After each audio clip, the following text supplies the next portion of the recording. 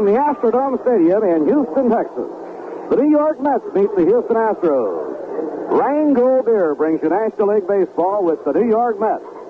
Here on the Astrodome, it's play ball. And here's a man who always gives you a good call of a ball game, Lindsey Nelson.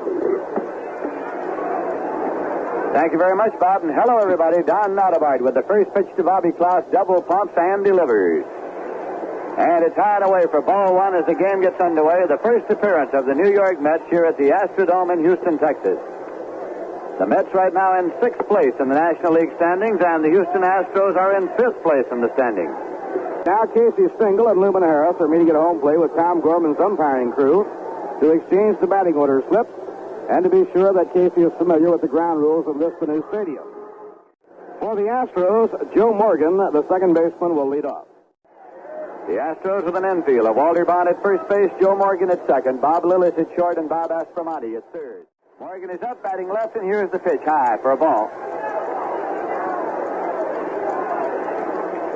Joe Morgan was the most valuable player in the Texas League last year. He is hitting .218 so far. He's had 3 doubles, 1 triple, and 2 runs batted in. Right-hander Jack Fisher with the pitch, and it's in there for a called strike. Charlie Smith, the Mets third baseman, is on the grass. That's third. And waiting on deck is Al Spangler, the left fielder. The Astros have a record of 7 wins and 6 losses so far. They have won 5 straight games. Here's a pitch low and away for a ball. 2-1 the count now to Morgan.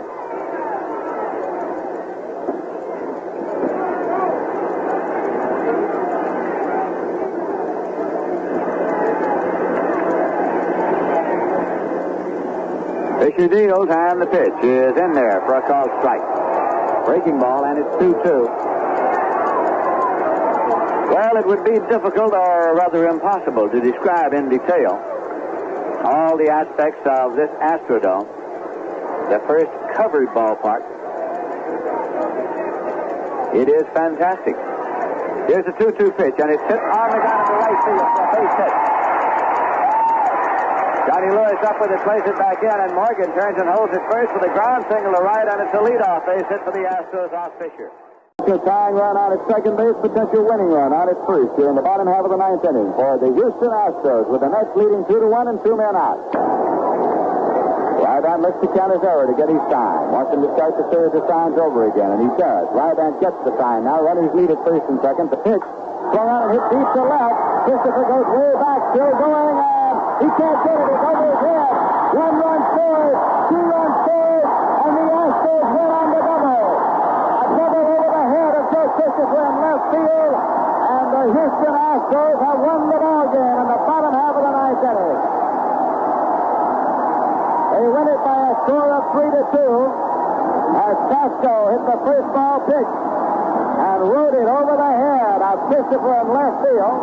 And all over the park now on that scoreboard, it goes off with all sorts of things happening. As Christopher started back on the ball, it looked as though he might have a beat on it. As he started back, looked as though he might get good. It hit in the warning track in left field and bounded on. And, of course, everybody was running with 2 men out.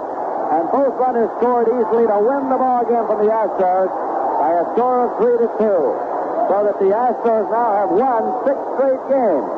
And it ties their longest win streak ever, winning it on a double by Eddie Casco, coming in the bottom half of the 9th inning here in Houston, Texas. So the final score again is Houston 3 and the Mets 2, and here's Ralph Kiner. Well, a double at the stroke of midnight in New York put the finishing touches on the Mets as they were about to become the winningest Mets team to ever get into the 500 circle. The Astros, as Lindsey said, extended their winning streak to 6, and they came from behind in the 9th inning to do it.